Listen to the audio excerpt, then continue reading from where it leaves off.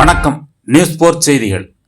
கிருஷ்ணகிரி மாவட்டம் தளி சட்டமன்ற தொகுதியில் இந்திய கம்யூனிஸ்ட் கட்சியின் வேட்பாளர் டி ராமச்சந்திரன் வாக்கு சேகரிப்பு. கிருஷ்ணகிரி மாவட்டம் தளி சட்டமன்ற தொகுதியில் திராவிட முன்னேற்றக் கழகம் தலைமையிலான மதச்சார்பற்ற முற்போக்கு கூட்டணியின் தளி சட்டமன்ற தொகுதி இந்திய கம்யூனிஸ்ட் கட்சியின் வேட்பாளர் டி ராமச்சந்திரன் தேன்கனிக்கோட்டை வட்டம் கிளமங்கலம் ஊராட்சி ஒன்றியத்திற்கு உட்பட்ட கொட்டட்டி, பச்சனப்பட்டி, சங்காள்பாளையம், கிரிசெட்டிப்பள்ளி, அலசெட்டி, கடுலச்சந்திரம், மாகிடி, நஞ்சுண்டபாளையம், பூனப்பள்ளி, விதிசெட்டி, கௌதாளம் உள்ளிட்ட பல்வேறு பகுதிகளில் கிராமமாக வீதி வீதியாக சென்று பொதுமக்களிடம் கடந்த 5 ஆண்டுகளில் திமுக அரசு நிறைவேற்றிய பல்வேறு திட்டங்கள் மற்றும் மதச்சார்பற்ற முற்போக்கு கூட்டணியின் 2026 சட்டமன்ற தேர்தல் வாக்குறுதிகளை கூறி கதிர் அறிவாள் சின்னத்திற்கு வாக்கு சேகரித்தார். நியூஸ் போர் செய்திகளுக்காக வை மாரிமுத்து.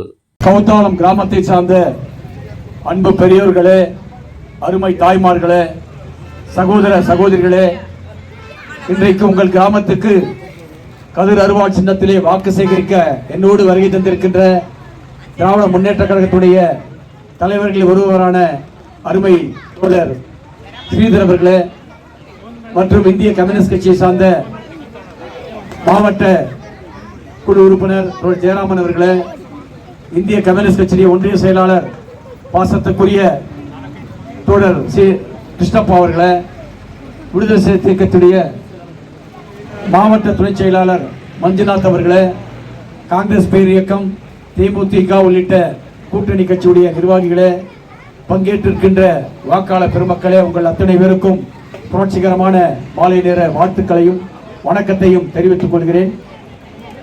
நம்முடைய ஜெயராமன் சொன்ன மாதிரி இந்த கிராமத்துக்கு நான் ஒன்றும் புதுசு இல்லை. கடந்த 25 ஆண்டு காலமாக உங்கள் கிராமத்தில், உங்கள் ஊரில், உங்கள் குடும்பத்தில் ஒரு கல்யாணம்னா பத்திரிக்கை வச்சா உங்கள் சொந்தக்காரர் வராங்க இல்லையோ, முதல் நாள் நாங்கள் வருவோம். உங்கள் வீட்டில் ஒரு இளவுன்னா கண்டிப்பாக நாங்கள் வருவோம். உங்கள் கிராமத்தில் ஒரு நிகழ்ச்சின்னா நாங்கள் வருவோம். ஆகவே உங்களுடைய சுக திக்கங்களில் தொடர்ந்து பங்கேற்கக்கூடியவன் தான் இந்த ராமச்சந்திரன். அதோடு இல்லாமல் தொடர்ந்து 4 முறை நீங்களாம் கதிரவாள் சின்னத்திலே வாக்களித்து வெற்றி பெற செஞ்சு சட்டமன்றத்துக்கு அனுப்பியிருக்கீங்க. சட்டமன்றத்தில் பல்வேறு கோரிக்கைகளை வலியுறுத்தி நம்முடைய தொகுதிக்கு கொண்டு வந்திருக்கிறோம். குறிப்பா போன சட்டமன்ற தேர்தலில் இதே கிளமங்கலத்தில் வாக்கு சேகரிக்கும் போது நம்முடைய பகுதியில் ஒரு அரசு கலை அறிவியல் கல்லூரியில் நம்முடைய பெண் குழந்தைகள்லாம் கல்லூரி படிப்பு படிக்கணும்னா கிருஷ்ணகிரி போனோம், இல்லை பெங்களூர் போனோம். ஆகவே நம்முடைய கல்லூரி தொகுதியில் ஒரு அரசு கலை கல்லூரியை நீங்கள் பெற்றுத்தர வேண்டும் என்ற கோரிக்கை வச்சிங்க. அந்த கோரிக்கையை நிறைவேற்றி கொடுத்திருக்கிறேன். இந்த 5 ஆண்டு காலத்தில் நம்முடைய போன்றதற்குரிய தமிழ்நாட்டுடைய முதலமைச்சர் ஸ்டாலின் அவர்கள் நம்ம கேட்ட அரசு கலைக்கல்லூரியை தேன்கனிக்கோட்டையில 20 கோடி ரூபாய் கொடுத்திருக்காரு. ஐடிஐ கல்லூரி ஒன்று 15 கோடி ரூபாய் கொடுத்திருக்காரு. நம்முடைய இளைஞர்கள் எல்லாம் விளையாட்டு போட்டிகளை துவக்கி வைக்கும் போது, கபாடியோ கிரிக்கெட்டோ வாலிபாலோ துவக்கி வைக்கும் போது நம்முடைய தொகுதியில ஒரு ஸ்டேடியத்தை அமைத்தர வேண்டும் என்ற கோரிக்கை வைத்தார்கள். இன்றைக்கு அந்த கோரிக்கையும் நிறைவேற்றி கொடுக்கப்பட்டிருக்கு. தேன்கனிக்கோட்டையில இன்னைக்கு பாத்தீங்கன்னா 5 ஏக்கர்ல இண்டோர் ஸ்டேடியம், அவுட்டோர் ஸ்டேடியம் அமைக்கும் பணிகள் நிதி ஒதுக்கீடு செய்யப்பட்டு அந்த பணிகள் நடந்துட்டு இருக்கு. நம்முடைய தாலுகா மருத்துவமனையில, அதாவது யானை மதிச்சோ இல்லைன்னா ரோடு ஆக்சிடென்ட் ஆகி தலைகாயம் ஏற்பட்டா இல்லைன்னா பாம்பு கடிச்சா தாலுகா ஹெட் குவார்டர் ஹாஸ்பிட்டல் போனா ஆபரேஷன் தியேட்டர்ல மருத்துவர்கள் இல்ல, எக்யூப்மெண்ட்ஸ் இல்லைன்னு சொல்லி நீங்க கிருஷ்ணகிரி மெடிக்கல் காலேஜ் ஹாஸ்பிட்டல் போங்க, இல்ல சேலம் மெடிக்கல் காலேஜ் ஹாஸ்பிட்டல் போன்னு சொல்லி ரெஃபர் பண்ணியிருந்தாங்க. இன்னைக்கு நம்முடைய முதலமைச்சர் 22 கோடி ரூபாயில 51 பெட் ஹாஸ்பிட்டல் எல்லா ஆபரேஷனும் செய்யற தியேட்டரோட இன்னைக்கு நமக்கு தொகுதியில கொடுத்திருக்காரு.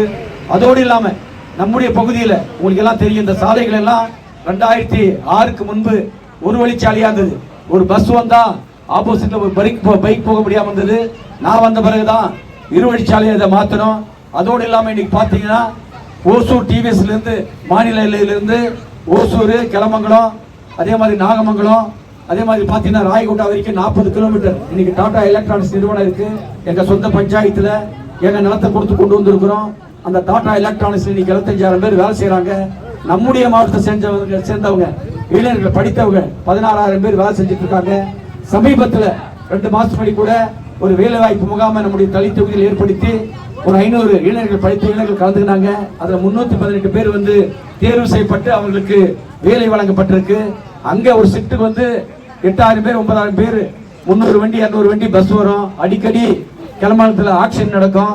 ஆகவே அந்த விபத்துகளை தடுக்கும் வகையில் இன்னைக்கு 40 கிலோமீட்டருக்கு 9 கோடி ரூபாய், இன்னைக்கு 400 கோடி ரூபாயில 4 வழிச்சாலை அமைச்சு கொடுத்துருக்கிறோம். அதோடு இல்லாம தளி, மதகாண்டப்பள்ளி, ஓசூர் சாலை நிறைய தொழிற்சாலைகள் இருக்கு, கல்லூரிகள் இருக்கு, அதே மாதிரி பள்ளிக்கூடங்கள் இருக்கு. அங்கேயும் தொடர்ந்து போக்குவரத்து நெரிசல் இருந்தது. அதையும் சட்டமன்றத்தில் பேசி 25 கிலோமீட்டர், ஒரு கிலோமீட்டருக்கு 9 கோடி ரூபாய், இன்னைக்கு 850 கோடி ரூபாய் இன்னைக்கு அந்த சாலையும் 4 வழிச்சாலையாக அமைக்கும் பணிகள் நடந்துட்டு இருக்கு. தேன்கனிக்கோட்டிலிருந்து பஞ்சப்பள்ளி வழியா, அதாவது தருமபுரி சேலம் நெடுஞ்சாலை இணைக்கிற சாலை, ஒரு வழிச்சாலை. அந்த திப்பர் சந்திரத்திட்ட பாத்தீங்கன்னா அடிக்கடி விபத்துகள் ஏற்படும். இன்னைக்கு அந்த சாலையும் கூட 26 கோடி ரூபாய் இன்னைக்கு இருவழிச்சாலையா மாத்தி கொடுத்திருக்கிறோம். அதோடு இல்லாம வனவிலங்குகள் பிரச்சனை பெரிய பிரச்சனை, காட்டு யானை, அதே மாதிரி பாத்தீங்கன்னா காட்டு பன்றிகள் வந்து விவசாயிகளுடைய விளைநிலங்களுக்கு வந்து நெல், கரும்பு, தக்காளி எல்லாம் சேதப்படுத்தும். அதுக்கு நிவாரணம் கிடைக்காம வந்தது. சட்டமன்றத்தில் பேசி 5 ஆண்டு காலமாக கிடைக்காத நிவாரணத்தை நம்ம பெற்றுக் கொடுத்திருக்கிறோம். அதோடு இல்லாம அந்த நிவாரண தொகை அரசு அறிவிச்சுக்கிறது போதுமானதுன்னா போதுமானதா இல்ல. ஒரு ஏக்கர் பயிர் செய்யணும்னா இன்னைக்கு 1 லட்சம் ரூபாய் செலவாகுது. அரசாங்கம் 15,000 ரூபாய் 20,000 ரூபாய் கொடுக்குறாங்க.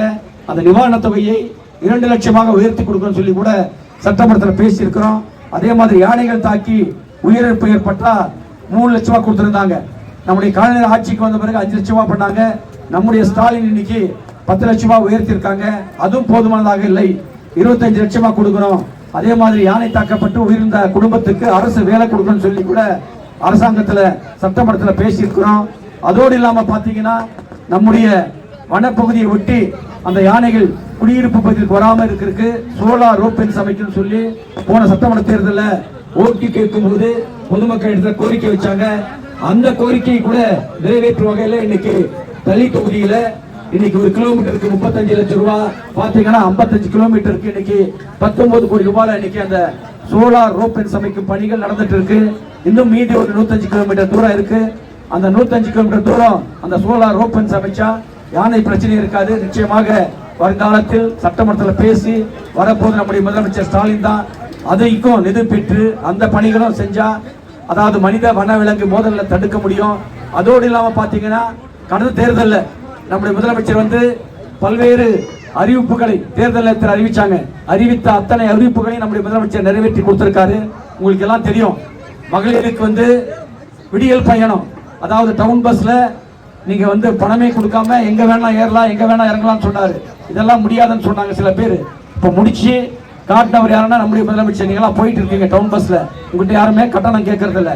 அதே மாதிரி பாத்தீங்கன்னா விடியல் பயணம், அதோடு மட்டும் இல்லாம பெண்களுக்கு உரிமை தொகை 1000 ரூபாய் தரனாங்க. வரதா உங்களுக்கு எல்லாம் 1000 ரூபாய் வரதா இல்லையா? வராதவங்க மறுபடியும் கேம்ப் போட்டு வாங்கி கொடுக்கலாம். வருது 1000 ரூபாய் வந்துருச்சு. இதெல்லாம் சாத்தியம் இல்லைன்னாங்க பிஜேபி காரனும் அதிமுக காரன். நம்முடைய முதலமைச்சர் சாத்தியம் சொல்லி 1,32 லட்சம் குடும்பங்களுக்கு இன்னைக்கு 1000 ரூபாய் கொடுத்துட்டு இருக்காரு. இப்போ ஒரு மாசத்துக்கு முன்னாடி நம்மலாம் யாரும் எதிர்பார்க்கல, நம்முடைய அக்கௌண்ட்ல 5000 ரூபாய் வந்துருச்சு. ஏன்னா எலெக்ஷன் வருது, இதை காட்டி எப்படியாவது பிஜேபி காரன் தடுத்து நிறுத்துருவான்னு சொல்லி 3 மாசத்துக்கு 3000 ரூபாய், கோடைக்கால சிறப்பு தொகை 2000 ரூபாய், ஆக மொத்தம் 5000 ரூபாய் நம்முடைய அக்கௌண்ட்ல வந்தது. அதோடு இல்லாம நம்முடைய பெண் குழந்தைகள் வந்து உயர்கல்விக்காக பாத்தீங்கன்னா இன்னைக்கு புதுமை பெண் திட்டத்தில் 1000 ரூபாய் கொடுத்திருந்தாங்க. அது 1500 ரூபாய் உயர்த்திருக்காங்க. அதே மாதிரி நான் முதல்வர் திட்டத்தில் நம்முடைய உயர்கல்விக்காக நம்முடைய குழந்தைகள் கொடுக்கப்பட்ட 1000 ரூபாய் வந்து 1500 ரூபாய் உயர்த்திருக்காரு. அதோடு இல்லாம பெண்கள் 5 பவுன் வரைக்கும் கோஆபரேட்டிவ் பேங்க்ல வந்து நகை கடன் வாங்கியிருந்தா ரத்து பண்ணு சொல்லி போன சட்டமன்றத்தில் சொன்னாங்க. அதே மாதிரி இன்னைக்கு 6000 கோடி ரூபாய் வந்து நம்ம பெண்கள் வாங்கின அந்த நகை கடனை வந்து தள்ளுபடி செய்யாது. அதோடு இல்லாம இப்போ ஒரு திட்டத்தை அறிவிச்சிருக்காரு, இல்லத்தரசிகளுக்கு கூப்பன் தராரு. இன்னைக்கு நம்ம கிராமங்கள்ல பல வீட்டுல வந்து டிவி இல்ல, பல வீட்டுல ஃப்ரிட்ஜ் இல்ல, வாஷிங் மிஷின் இல்ல, எலக்ட்ரிக் ஓவன் இல்ல. ஆகவே இல்லத்தரசிகள் கஷ்டப்படக்கூடாதுன்னு சொல்லி ஒரு கூப்பன் கொடுக்குறாரு 8000 ரூபாய்க்கு. அந்த கூப்பனை நீங்க கொண்டு போய் கிளம்பலத்திலயோ இல்லைன்னா டிகிரி கோட்டாவிலேயோ கொடுத்து உங்க வீட்டுல ஃப்ரிட்ஜ் இல்லையா ஃப்ரிட்ஜ் வாங்கிக்கலாம், வாஷிங் மிஷின் இல்லையா வாஷிங் மிஷின் வாங்கிக்கலாம். அதே மாதிரி உங்களுக்கு வந்து இது வேணுமா, என்ன ஓவன் வேணுமா ஓவன் வாங்கிக்கலாம். இப்படி எது வேணுமோ அதை நீங்க வாங்கிக்கலாம். எந்த பிராண்டு வேணுமோ, சாம்சங் வேணுமா, எல்ஜி வேணுமா, நீங்களே தேர்வு பண்ணிக்கலாம்.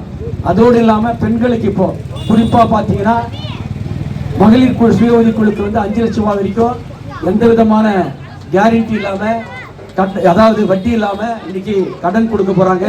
இவ்வாறு மகளிருடைய மேம்பாட்டுக்காக, மகளிருடைய சமூக பொருளாதார வளர்ச்சிக்காக எண்ணற்ற திட்டங்களை நம்முடைய போற்றுதலுக்குரிய தமிழ்நாட்டுடைய முதலமைச்சர் வந்து நடைமுறைப்படுத்தி வராரு. அந்த திட்டங்களை எல்லாம் பயன்படுத்தி நாங்களாம் முன்னேறணும். இன்னைக்கு தமிழ்நாடு வளம் பெற வேண்டும்னா மீண்டும் ஸ்டாலின் 2வது முறையா முதலமைச்சராக வரணும். இந்த தொகுதியில வளர்ச்சி பணிகள் நடக்கணும்னா நீங்கெல்லாம் எதுக்கு ஓட்டு போடணும்? கதிரவால் ஓட்டு போடணும். கதிரவால் சின்னத்தில் ஓட்டு போட்டு ஜெயிக்க வைக்கணும்னு சொல்லி உங்களை எல்லோரையும் கையை கும்பிட்டு கேட்டுக்கிறேன். சில கோரிக்கைகள் சொல்லியிருக்கீங்க, ட்ரைனேஜ், அதே மாதிரி நம்ம ராஜ்யப்பாலாம் சொல்லியிருக்காங்க. அந்த கோரிக்கைகள் நிச்சயமாக நிறைவேற்றி தரப்படும் என்பதை தெரிவித்து வாய்ப்புக்கு நன்றி கூறி உரையை நிறைவு செய்து கொள்கிறேன். நன்றி, வணக்கம்.